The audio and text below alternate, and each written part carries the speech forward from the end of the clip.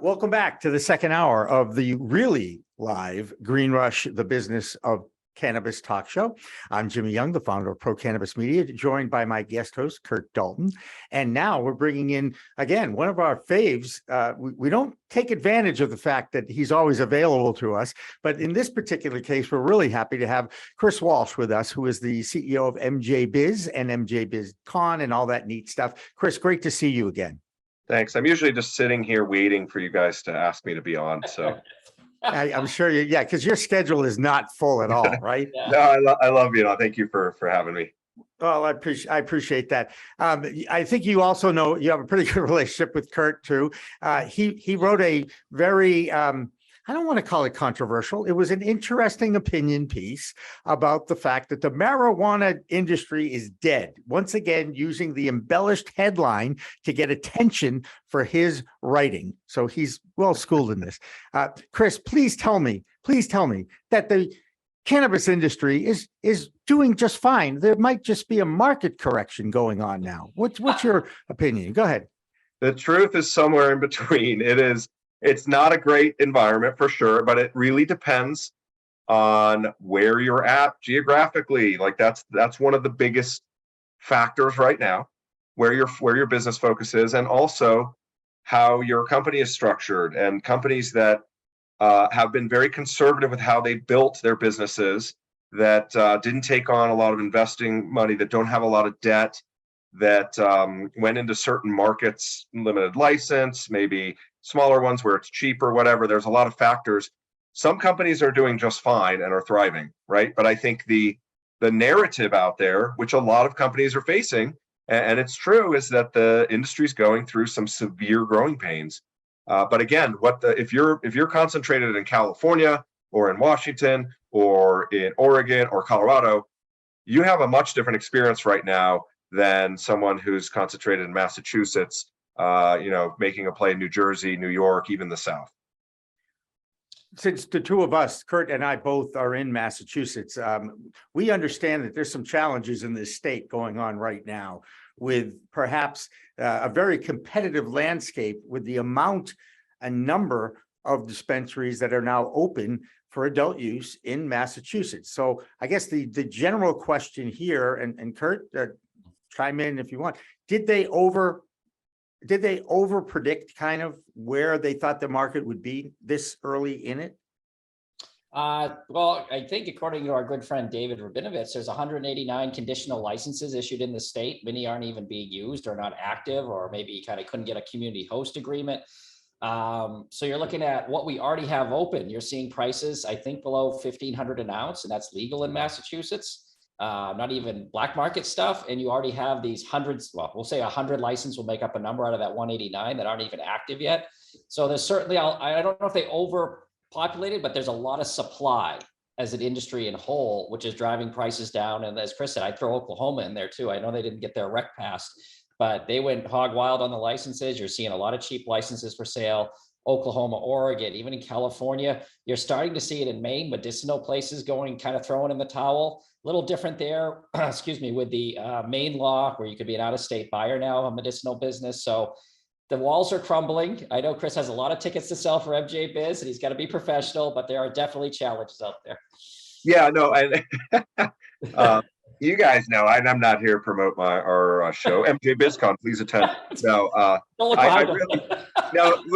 of the things I've always prided us on since day one, 12 years now, is we're going to tell it like it is, right? I'm not looking to sell tickets or get readers by saying everything is great and saying everything's going to be $80 billion in 3 years. There's enough of that out there since we started.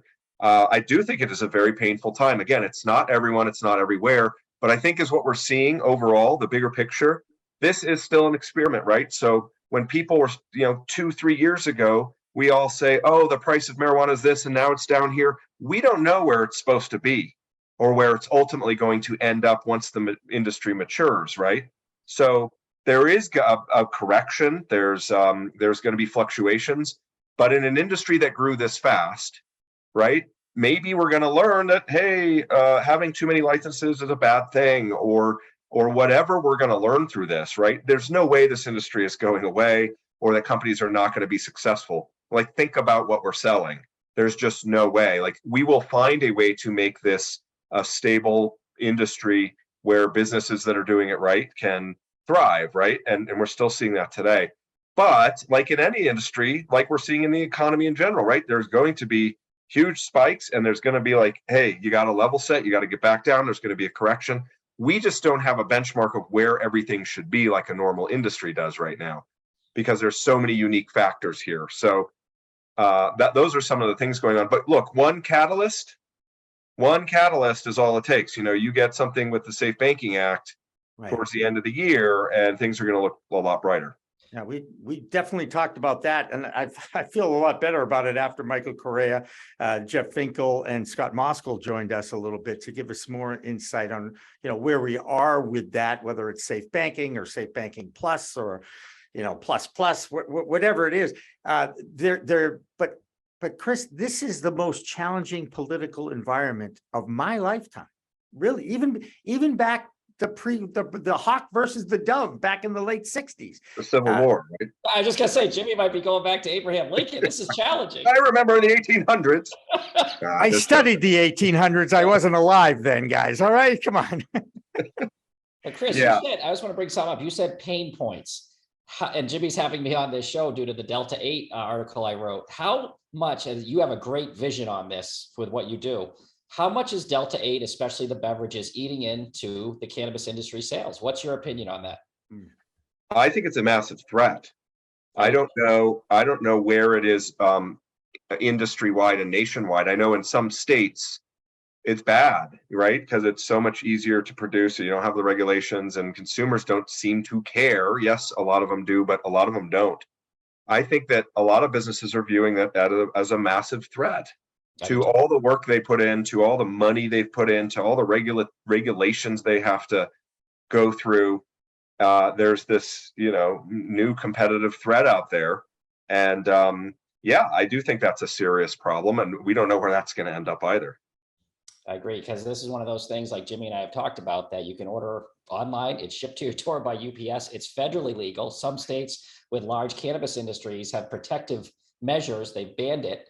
But in the same sense, you can get just as high, especially on the liquid side, because of the net weight, because of the way the law is written. The biggest loophole in drug law history I wrote, that net weight of liquid compared to flower means you can put literally like 10,000 milligrams of hemp-derived THC in a liquid if you so chose to still be under the legal limit, and you'll get super high.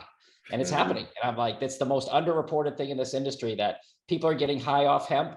And if you have a population that gets high on hemp for the next 6 or 8 years while we're figuring out the other stuff, why go back? What do I need this other stuff for? That's more expensive and maybe takes you a little too psychoactive. I think it's a huge problem right now for the cannabis industry.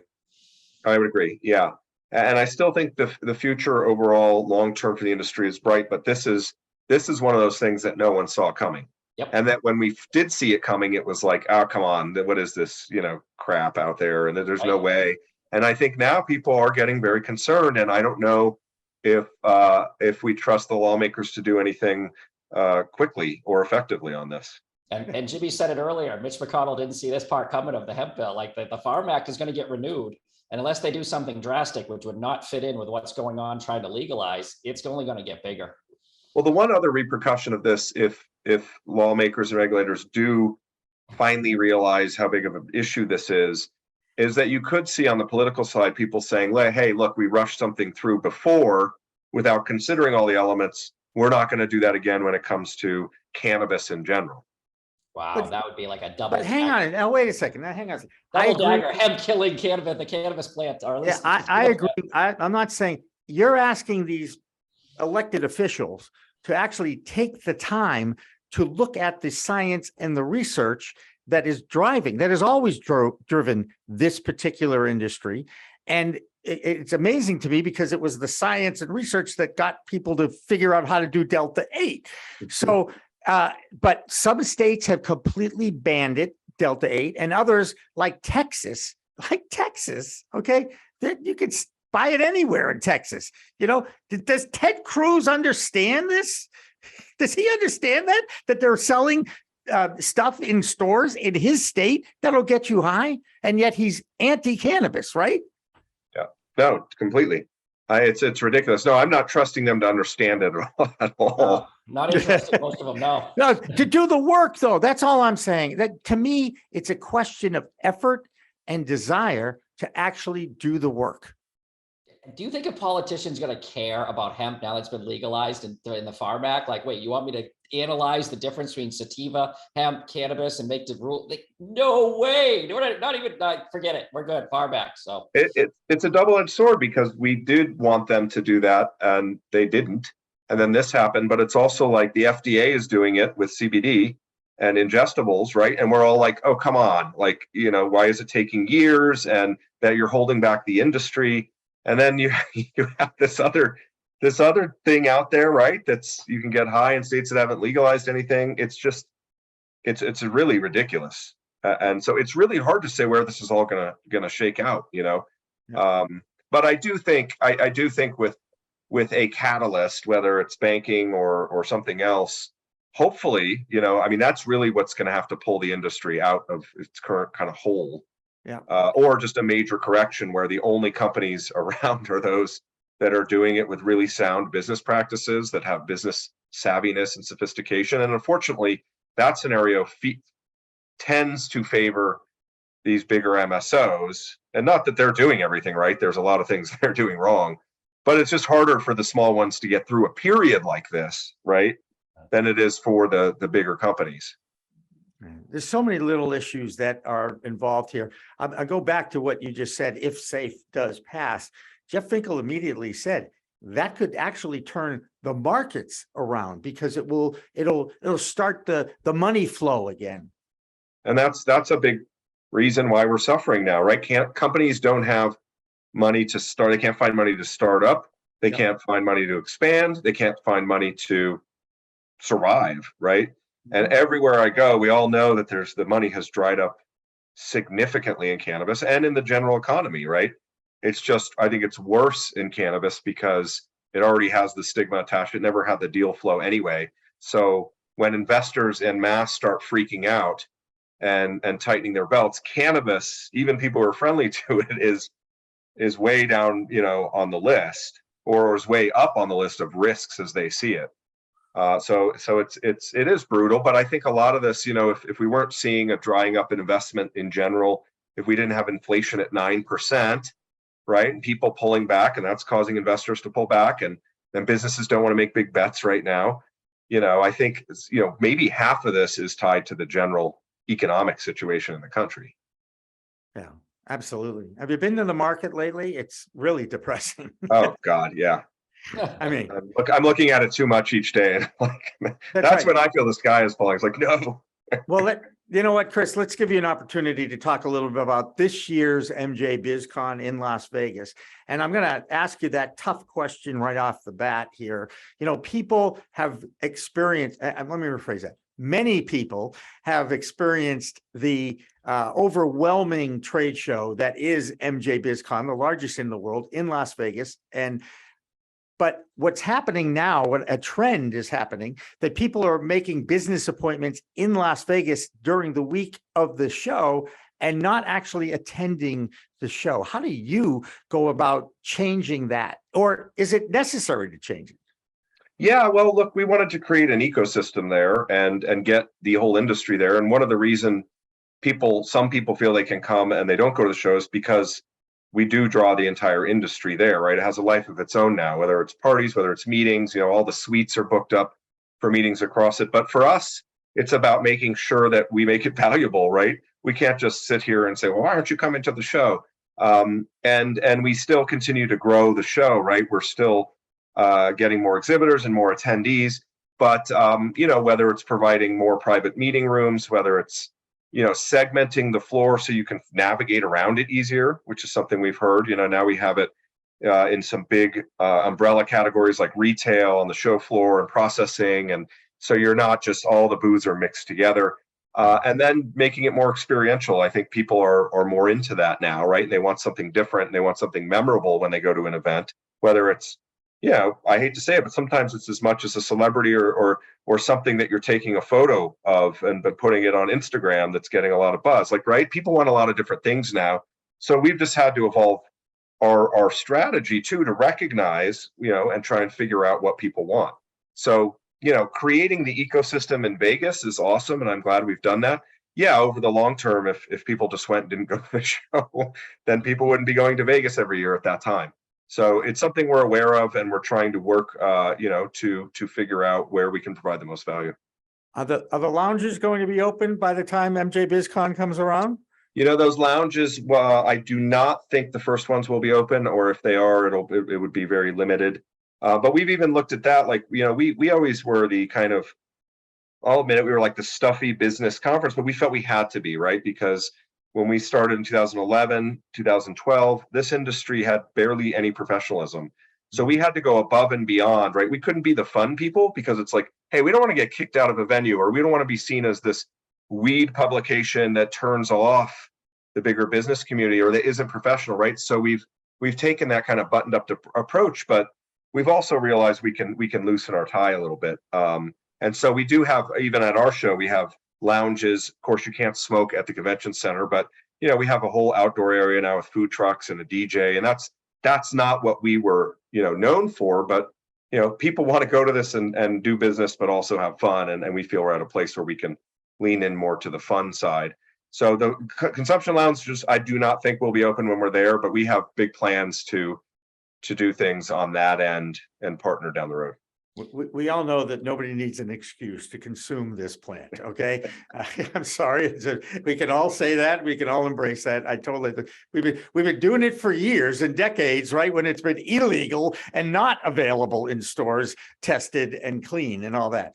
Curt, I'm going to just throw it to you, because I know you got a million things you can talk to Chris about. Go ahead. I was going to say, Chris, in a tough, like we talked about, in a tough environment right now, how's the keynote? What do you get up and talk without giving it away? What's the keynote looking like in your head as you come into what could be, if inflation and the market keeps dipping and people aren't as excited? How do you get up on that stage, and what do you say to a crowd we're kind of a beaten down industry right now? It could be a bleak future depending on the midterms.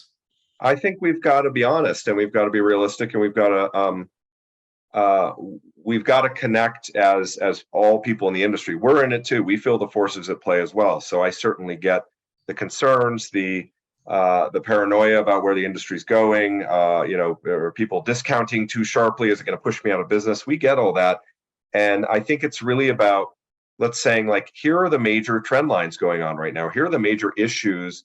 And this year, a lot of it's the major issues we're facing. In a lot of years, I've gotten up there and said, hey, let's celebrate the 50 things that happened, this year that were huge needle movers.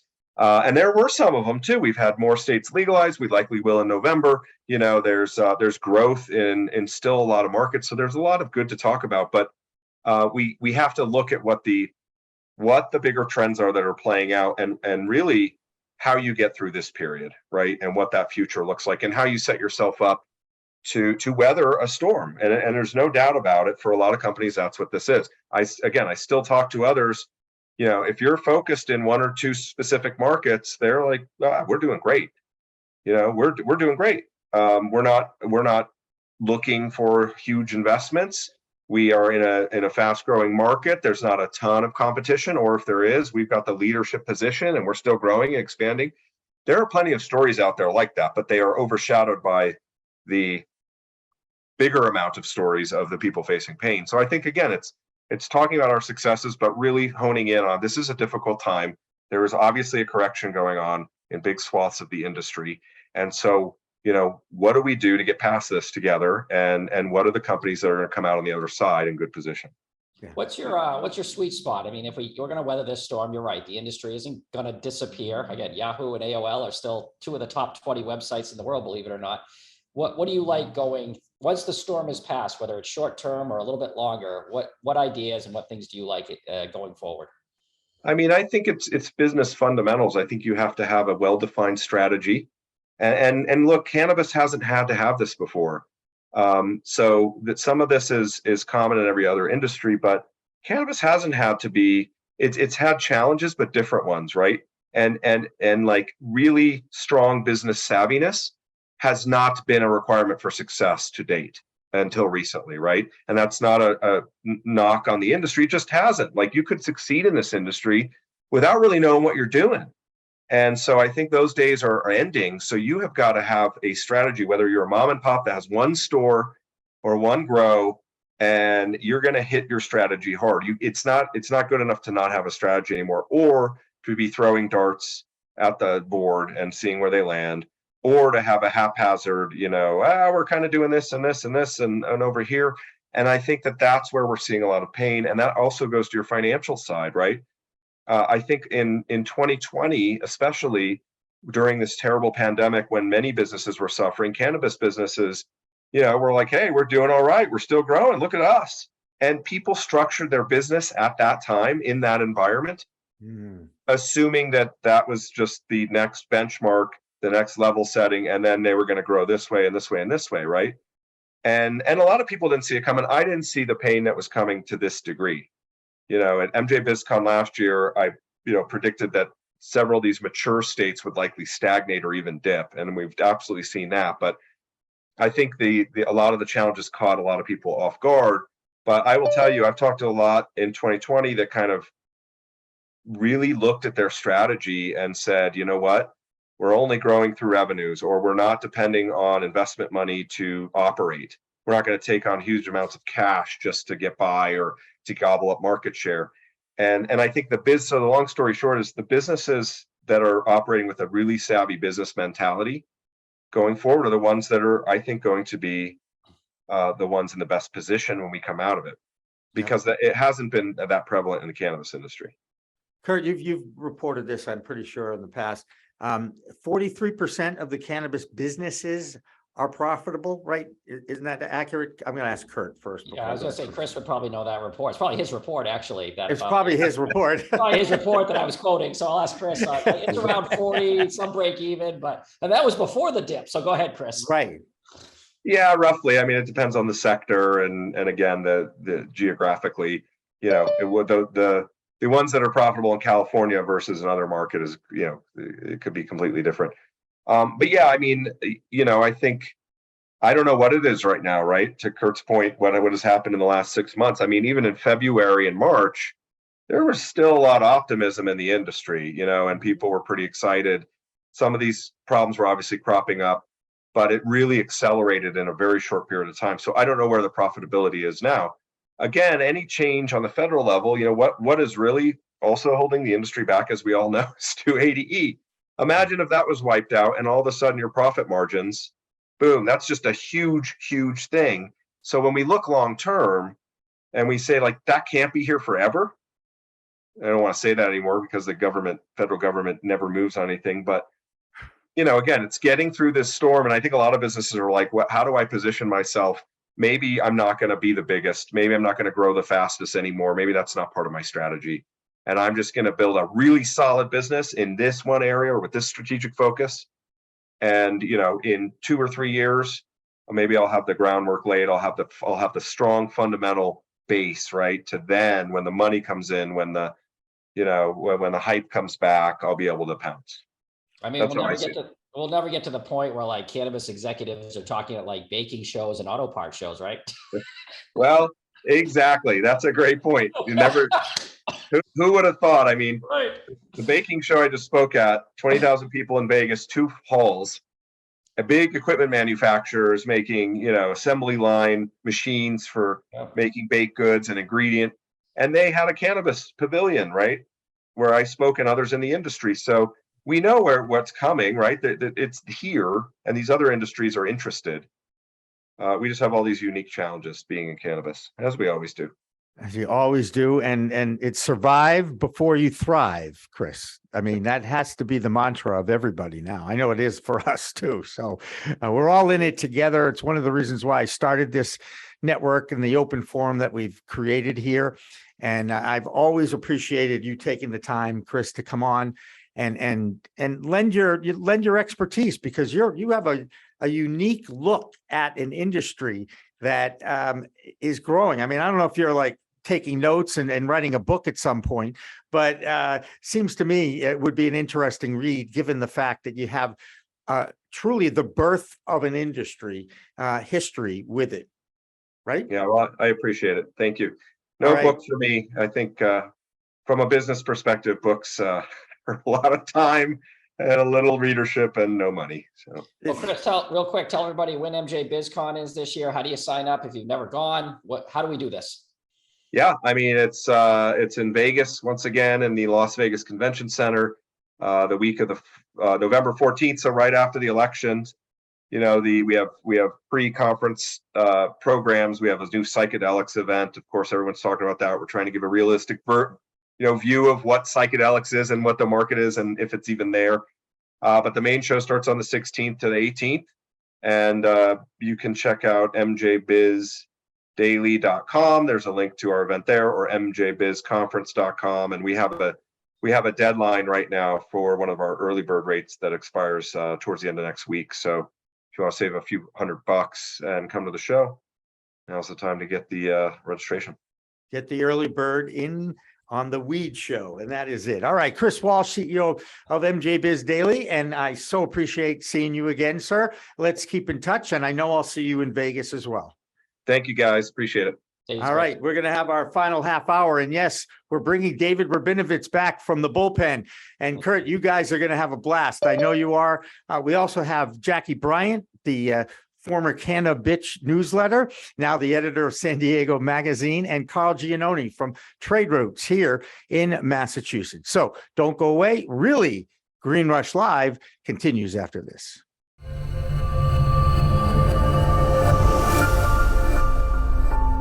As a broker, we have access to many, many cannabis carriers. So I will go in with 2 or 3 quotes for people. The quotes might be $20,000 for one, $22,000 for another, $17,500 for another. Pretty close among the 3. What I tell people is it's not the pricing, it's what's included and not included, meaning exclusions. An exclusion in layman's terms is just something that's not included. It's not on the menu. So it's just not included. But if you don't know that, if no one shows you that on page 71 of a 150-page policy, you're not going to know. No one knows. I never met one person that says they read an insurance policy. If you do, I got some property in Florida for you.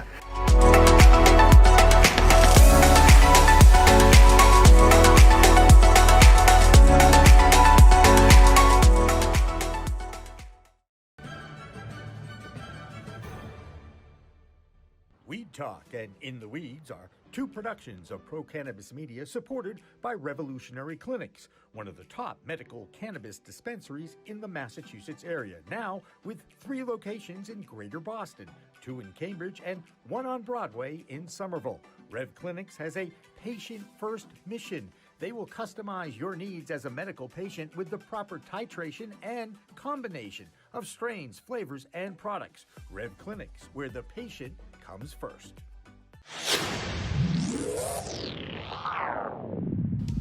Hey, you want to grow your own plants? Check out Style Lighting's Grow Kit. It has everything you need to become an expert home grower and bring the power of the sun indoors. Style Lighting uses TCP's high-powered commercial LEDs that deliver twice the output in the market.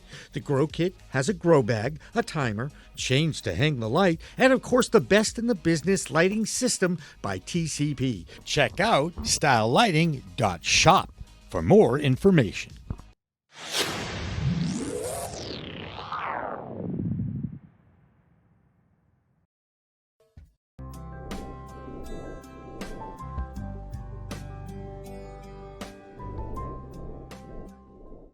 Pro Cannabis Media programming is available live and on demand on our Facebook page at Pro Canna Media, on Instagram at Pro Cannabis Media, on LinkedIn also at Pro Cannabis Media, on YouTube and YouTube Live on Pro Cannabis Media, Twitter at Pro Canna Media, and on twitch.tv/Pro Cannabis Media. So like, share, and subscribe to all of our content, newsletters, and shows live or on demand.